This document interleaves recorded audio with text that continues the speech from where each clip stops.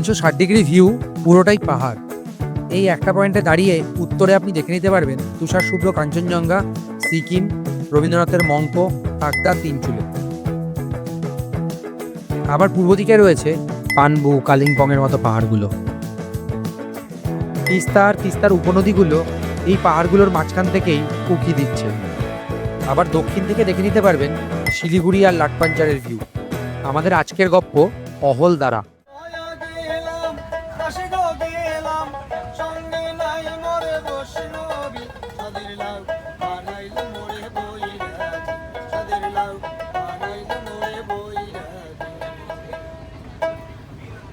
নমস্কার, আমি অর্ক।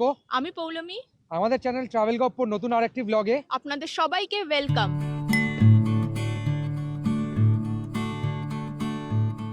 আমরা এখন রয়েছি করোনেশন ব্রিজের ওপর। 18 কিলোমিটার সেবক রোড দিয়ে এসে এখানে আমরা পৌঁছালাম। করোনেশন ব্রিজের ওপর থেকে তিস্তার এত সুন্দর ভিউ, তার সাথে মানে এদিকে এত সুন্দর পাহাড়ের একটা ভিউ, বেশ সুন্দর। এখান থেকে আর মাত্র 25 কিলোমিটার দেখাচ্ছে অলদারা, কিন্তু সময় দেখাচ্ছে প্রায় 1.5 ঘন্টা। তো আমরা এখান থেকে বেরিয়ে কিছুটা সময় স্পেন্ড করলাম। এখান থেকে বেরিয়ে এখন আমরা অলদারার উদ্দেশ্যে রওনা হব। করোনেশন ব্রিজ থেকে আমরা সোজা রাস্তা ধরেই চলে এলাম।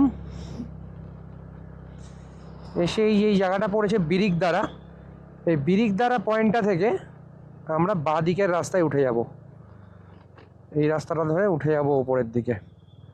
এখানে একটা দারুণ সব গাছের একটা দোকান আছে। এখান থেকে আমরা যে শিটং ভ্যালি হোমস্টে, এইটা শিটংয়ের রাস্তা, এখান থেকে আমরা ওপরের দিকে উঠে যাব। বিরিকদারার এই রাস্তা ধরে যদি আপনি অলদারা আসেন, তাহলে শিলিগুড়ি থেকে অলদারার ডিস্টেন্স হবে 43 কিলোমিটার। আর আপনি যদি কালিম্পং ঘুরে আসেন, তাহলে এর ডিস্টেন্স হবে 80 থেকে 85 কিলোমিটার। আমরা শিলিগুড়ি থেকে স্কুটি ভাড়া নিয়েছিলাম, তার জন্য খরচা পড়েছিল 700 টাকা পার ডে। আপনারা চাইলে গাড়ি নিয়েও আসতে পারেন। গাড়ির খরচা পড়বে 2500 টাকা থেকে 3000 টাকা। বিরিকদারা থেকে ইউটার্ন মারার পর আমরা এই বিরিকদারা সেলফ হুইল রোড দিয়ে যাচ্ছিলাম। তো রোডটা এত সুন্দর, মানে আমরা এর জন্য দাঁড়িয়ে গেলাম যে একটুখানি ফটো তোলার জন্য। চারিদিকটা বড় বড় গাছ, অসাধারণ লাগছে। এখান থেকে অহলদারা আর মাত্র 10 কিলোমিটার দেখাচ্ছে, আধা ঘন্টার মতো টাইম লাগবে। অহলদারা আর শিটং নিয়ে একটা কনফিউশন অনেকের মনেই রয়েছে যে অহলদারা থাকলে ভালো হয় নাকি শিটং থাকলে ভালো হয়। সেই কনফিউশনটা আজকে আমি ক্লিয়ার করে দিই। একটি পাহাড়ি গ্রাম শিটংয়ের 3টে গ্রাম পঞ্চায়েত। আপনি যদি পাহাড়ের নিচ থেকে ওপর স্তর বিন্যাস করেন, তাহলে একদম নিচে 1, মিডিলে 2 আর একদম ওপরে 3। আর এই শিটং 3তেই রয়েছে একটা ভিউ পয়েন্ট, যেটার নাম অহলদারা। বুঝতেই পারছেন, ভিউ পয়েন্ট হওয়ার দরুন গ্রামের অন্য জায়গার তুলনায় এই জায়গাটা অনেক বেশি পিকচারেস্ক। সেটা আমরা ওপরে পৌঁছালে আপনারা আরো ভালো বুঝতে পারবেন।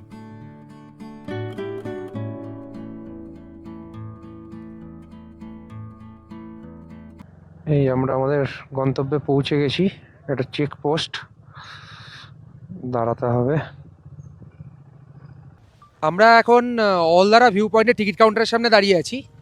তো এখান থেকে পেছনের রাস্তা ধরে 300 মিটার গেলেই অলদারা ভিউ পয়েন্ট। তো আপনারা যারা অলদারা ভিউ পয়েন্ট আসবেন, তো টিকিট কাটার জন্য আপনাদের গাড়ির বাবদ দিতে হবে 50 টাকা।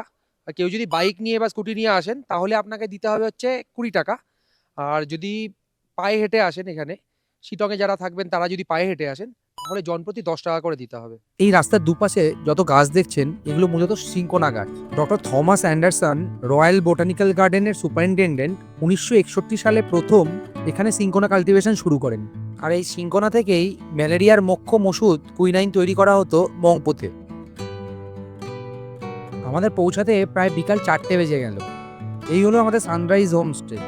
অলদারা ভিউ পয়েন্ট থেকে নিচে তাকালেই আপনারা দেখতে পাবেন। একটু কিছু খাওয়া দাওয়া করে নিই, তারপরে আবার বাকি কথা বলছি।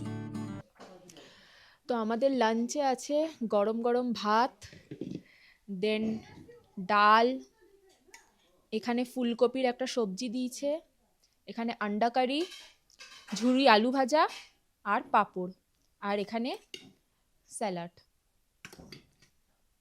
খেয়ে দিয়ে উঠলাম, খাওয়া দাওয়ার মোটামুটি ভালোই ছিল। তো এখন যাচ্ছি ওপরে ভিউ পয়েন্টে সানসেট দেখার জন্য। চটকপুরে তো সানসেটটা দেখা হয়নি, ওয়েদারটা খারাপ ছিল বলে। আজকের ওয়েদার বেশ ভালো। সূর্যাস্ত দেখার ভাগ্যটা আজকেও আর সাথ দিল না। আমি ওপরে উঠতে উঠতেই সূর্য ততক্ষণে পাহাড়ের কোলে ঢলে গেছে। কিন্তু কিন্তু হালকা কমলা আভায় এই জায়গাটা এত সুন্দর লাগছে যে না দেখিয়ে পারলাম না। এপাশে আবার চাঁদও উঠে গেছে। সন্ধ্যা নামার সাথে সাথে বাকি ট্যুরিস্টরা বনফায়ারে মত্ত হয়েছে। আপনারা যদি এখান থেকে বনফায়ার করতে চান তাহলে আপনাদের খরচা পড়বে 1200 টাকা থেকে 1500 টাকা। সন্ধ্যাবেলা আমাদের রুমে চলে এসছে ভেজ পকোড়া। ইভিনিং স্ন্যাক্সে ভেজ পকোড়া দিয়েছে, বেশ ভালো খেতে।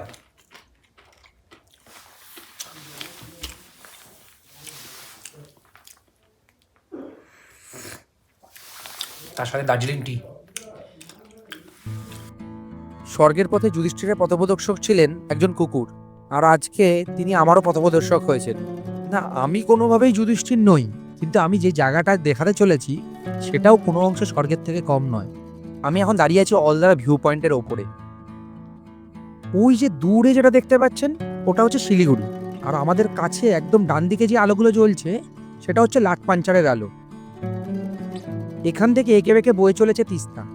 যদিও অন্ধকারে বুঝতে পারছেন না, কিন্তু সকালবেলার তোলা ভিডিওতে অবশ্যই বুঝতে পারবেন।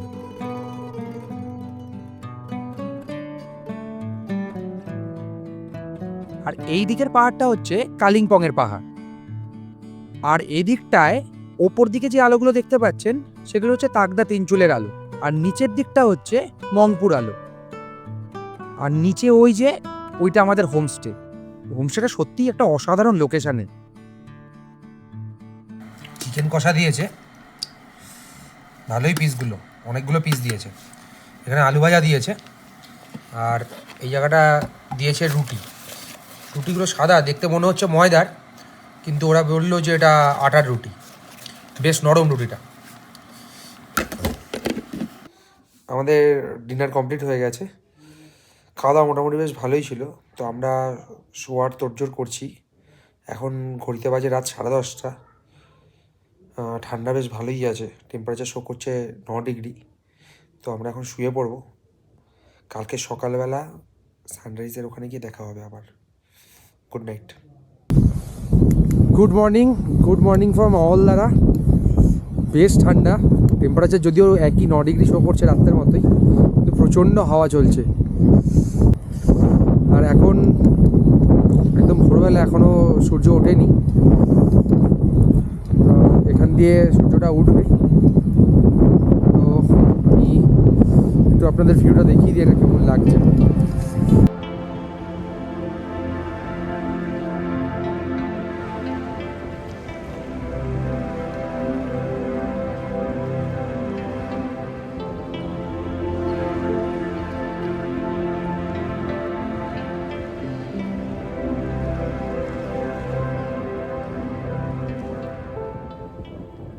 সত্যি দারুণ একটা সকাল উপভোগ করলাম।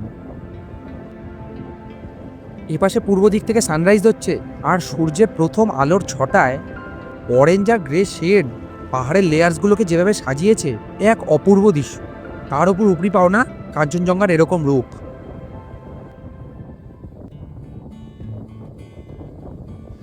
আমরা এখন রয়েছি অলদারা ভিউ পয়েন্টের ওপরে, আর এখানে আসলে এই দাদার থেকে মোমো অবশ্যই খাবেন।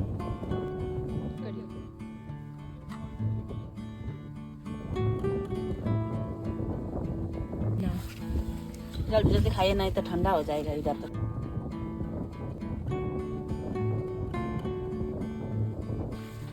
दारुण खेते।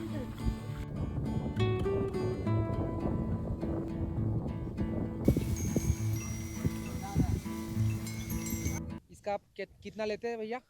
इसका हम लोग पर 50 रुपीज़ करके लेते हैं। 50 रुपीज़ करके जी। लेंगे।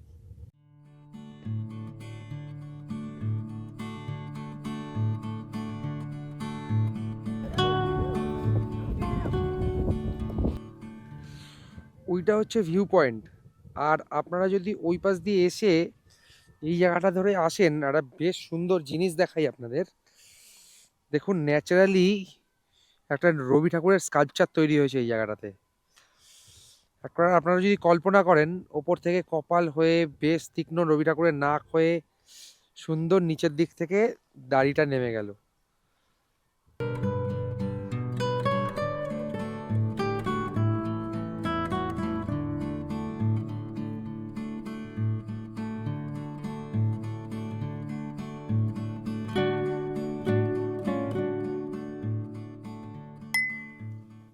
সানরাইজে যে রুমটায় আমরা আছি সেই রুমটার ট্যুরটা একটু দিয়ে দিই। রুমটা কিন্তু বেশ স্পেশিয়াস, বেশ এয়ারি, অনেকগুলো জানলা দেওয়া আছে, দুটো ডাবল বেডেড খাট, একটা ইলেকট্রিক কেটেল, সুন্দর এরকম একটা ব্যালকনি, এখানে মিরর দেওয়া রয়েছে।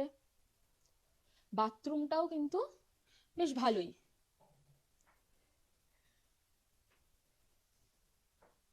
গিজার দেওয়া আছে 24x7। আর সবচেয়ে সুন্দর যে পার্টটা সেটা হচ্ছে এই ব্যালকনিটা, যেখান থেকে ওয়েদার ভালো থাকলে কিন্তু এই রকম সুন্দর কাঞ্চনজঙ্ঘা দেখা যায়। আর ব্যালকনি থেকে এরকম একটা পুরো মাউন্টেনের ভিউ আসে। সকালের ব্রেকফাস্ট চলে এসছে। মেনলি ব্রেকফাস্টে দুটোই অপশান ছিল, ম্যাগি আর লুচি তরকারি। তো আমরা লুচি তরকারি নিলাম। আর এখানে ডিমটা আমরা এক্সট্রা অর্ডার করেছি, এটার জন্য 25 টাকা নিল। লুচি তরকারিটা মোটামুটি ভালোই খেতে। আমাদের সানরাইজ হোমস্টে আজকে মতো ছেড়ে দিলাম। এবার আমরা এখান থেকে যাব হচ্ছে এখন নামথিং পোকরি, লাটপাঞ্চার আর অরেঞ্জ গার্ডেন দেখে, মংপোয় রবীন্দ্র ভবন দেখে তারপর আমরা শিলিগুড়ির উদ্দেশ্যে রওনা হব। একদম ভিউ পয়েন্টের পাশে সানরাইজ ছাড়াও এই হোমস্টেটাও আপনারা দেখতে পারেন, যদিও আমার সানরাইজের থেকে এটা একটু বেটার লাগলো। এটা অহলদারা ভিউ পয়েন্ট হোমস্টে। আমি এটার এবং সানরাইজ হোমস্টে দুটোরই কন্ট্যাক্ট ডিটেলস ডেসক্রিপশানে দিয়ে দিচ্ছি। আশা করছি আমার মতো আপনাদেরও লোকেশান, স্টে এগুলো সব কিছু ভালোই লেগেছে। কিন্তু আমি আপনাদেরকে দুটো ড্রব্যাকও বলবো। ভিউ পয়েন্টের একদম পাশে মাত্র দুটোই হোমস্টে, তাই অপশান খুবই কম। আপনারা যদি এখানে থাকতে চান আপনাদেরকে একটু আগে থেকে বুক করতে হবে। আর দ্বিতীয়ত, অহলদারা ভিউ পয়েন্ট যেহেতু একটা সাইট সিনের জায়গা, শিটংয়ে আগত সব ট্যুরিস্টরা এখানে সাইট সিন করতে আসে, তাই জন্য সারাদিন লোকের আনাগোনা লেগেই থাকে। যদি মনে করেন যে নিরিবিলিতে কাটাবেন, তাহলে এই অপশানটা হয়তো আপনার জন্য অতটা ভালো হবে না। আমরা অহলদারা টিকিট কাউন্টারের সামনে চলে এসেছি। এখান থেকে রাস্তা 3 ভাগে ভাগ হয়ে যাচ্ছে। আমরা এখন ডান দিকের রাস্তা ধরে যাব অরেঞ্জ গার্ডেন, তারপরে ফিরে এসে আমরা বাদিকের রাস্তা নেব লাটপাঞ্চারের দিকে। আমরা লাটপাঞ্চার দেখে এসে মাঝখানের রাস্তা ধরে নামথিং পোকরি দেখে মংপো হয়ে শিলিগুড়ি ব্যাক করে যাব। ভ্যান অরেঞ্জ গার্ডেন কিধার है? Orange garden.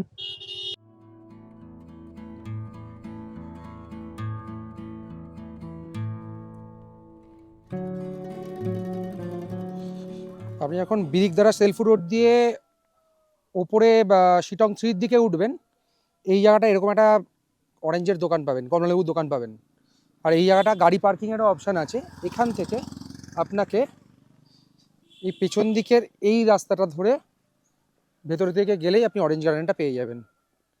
আপনাকে এই রাস্তাটা ফলো করতে হবে অরেঞ্জ গার্ডেন যাওয়ার জন্য। আমরা চলে এসেছি এখন অরেঞ্জ গার্ডেনের সামনে। তো ওই রাস্তাটা যেটা আপনাদের দেখালাম সেখান দিয়ে এসে এখান থেকে এন্ট্রি নিতে হবে। পার হেডে 50 টাকা করে লাগবে এন্ট্রি করার জন্য। শিটংয়ের এই ম্যান্ডারিন অরেঞ্জ পৃথিবী বিখ্যাত। আপনারা যদি কমলালেবুর দেখার লোভে এখানে আসেন, তাহলে আপনাদের সব থেকে বেস্ট টাইম হবে নভেম্বর-ডিসেম্বর। 50 টাকা দিয়ে তো আমরা কমলালেবুর বাগানের ভেতর এন্ট্রি করলাম। তো এই জায়গাটায় পুরো 5-6টা গাছ রয়েছে, খুব একটা বিরাট কিছু নেই। মানে যেরকম ভেবেছিলাম সেরকম নয়, আমার এক্সপেকটেশন মিট করেনি। খারাপ না, মোটামুটি ভালোই, কিন্তু 50 টাকা দিয়ে এন্ট্রি করার মতো ওর্থ নয় এটা, এটাই আমি বলি। লাটপাঞ্চারের রাস্তার অবস্থা বেশ খারাপ, স্কুটি নিয়ে একটু অসুবিধাই হচ্ছিল।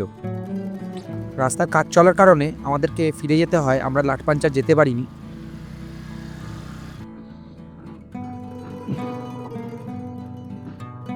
এই লাটপাঞ্চার কিন্তু বার্ড ওয়াচারদের জন্য খুব ভালো জায়গা। আজ হয়তো যেতে পারলাম না, কিন্তু কোনো একদিন লাটপাঞ্চারের গপ্পঝোলা নিয়ে আমি নিশ্চয়ই হাজির হব। এই বাদিকের রাস্তা দিয়েই যাবো নামথিং পোকরি।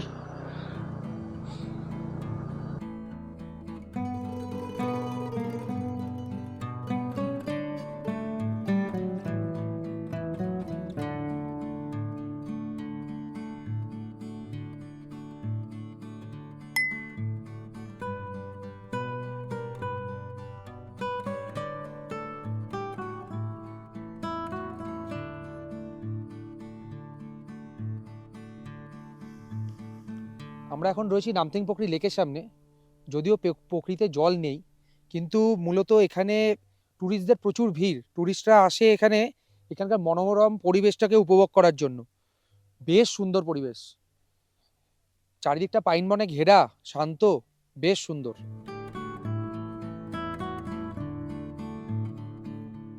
এই অঞ্চলে কিন্তু হিমালয়ান স্যালামান্ডার পাওয়া যায়, কিন্তু পোচিংয়ের কারণে সেটা প্রায় এক্সটিংক্ট বললেই চলে। তো আপনারা যারা এই শিটং অহলদারা সাইডে ঘুরতে আসছেন, তো নামথিং পোকরিকে কিন্তু অবশ্যই নিজেদের লিস্টে রাখবেন। জায়গাটা কিন্তু প্রচণ্ড সুন্দর। আমাদের পরবর্তী এবং লাস্ট গন্তব্য মংপুর রবীন্দ্র ভবন। আপনারা যারা গাড়ি ভাড়া নিয়ে আসবেন, ড্রাইভারের সাথে সাইট সিন করার কথা আগে থেকেই বলে নেবেন। আর একটা ইনফরমেশন দিয়ে রাখি, শিটংয়ের কিন্তু সব হোটেল থেকে কাঞ্চনজঙ্ঘা দেখা যায় না। আপনারা যখন শিটংয়ের হোটেল বুক করবেন, অবশ্যই হোটেলিয়ারের থেকে জেনে নেবেন তার হোটেল থেকে কাঞ্চনজঙ্ঘা ভিউ অ্যাভেলেবেল কিনা। 1938 সালের 21শে মে তৎকালীন কুইনাইন ফ্যাক্টরির ডাইরেক্টর ডক্টর মনমোহন সেন এবং তার ওয়াইফ নহন্নতের রাইটার মৈত্রেয়ী দেবীর ইনভিটেশনে কবিগুরু প্রথম এখানে আসেন। এখানে এসে এই জায়গাটা ওনার এত ভালো লেগে যায়, 1940 সাল অবধি মাত্র 2 বছরের মধ্যে 4 বার এখানে এসেছিলেন।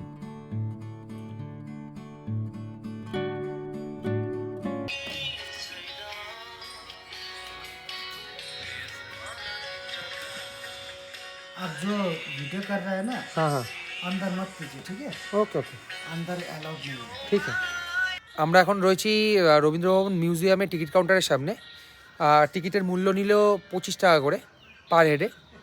তো আমরা এখন ঘুরে দেখব মিউজিয়ামটা।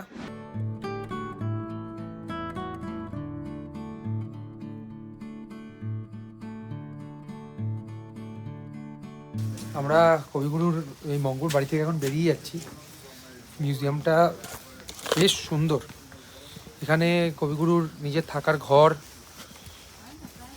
যেখানে স্টাডি রুম, সেটা এগুলো সবই রয়েছে। আর তাছাড়া যেটা রয়েছে, বাকি যে ঘরের পার্টগুলো রয়েছে সেটাকে পুরো মিউজিয়ামে বদলে দিয়েছে। এখানে বসেই উনি নবজাতক, সানাই, বাংলা ভাষার পরিচয়, এসব লেখাগুলো এখানে বসেই উনি লিখেছেন। আপনারা যদি কেউ এই ট্রি হাউসে থাকতে চান, তার জন্য আপনাদের directorate of cinchona and other medicine প্ল্যান্টের যে ওয়েবসাইট আছে, সেখান থেকে এই ট্রি হাউসটা বুক করতে হবে। খরচা পড়বে 5,600 টাকা। আমাদের নর্থ বেঙ্গল অফবিট ব্লগের সেকেন্ড ডেস্টিনেশন অহলদারা শিটংয়ের গপ্প আজ এই পর্যন্তই। আপনাদের যদি আমাদের এই গপ্প ভালো লেগে থাকে, তাহলে অবশ্যই একটা লাইক করবেন, আর আরও নতুন নতুন গপ্প দেখার জন্য চ্যানেলটিকে সাবস্ক্রাইব করে রাখুন। দেখা হচ্ছে পরের ব্লগে।